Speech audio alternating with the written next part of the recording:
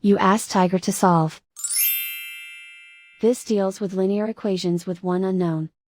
The final result is m equals -15/4. Let's solve it step by step.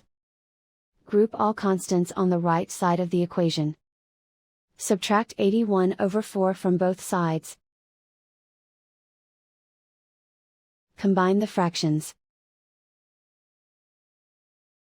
Combine the numerators.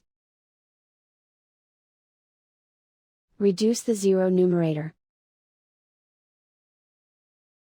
Simplify the arithmetic. Convert the integer into a fraction. Combine the fractions. Combine the numerators. Isolate the m. Divide both sides by 3.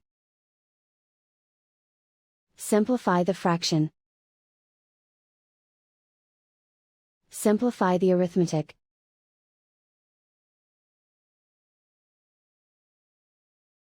And so the final result is m equals -15/4.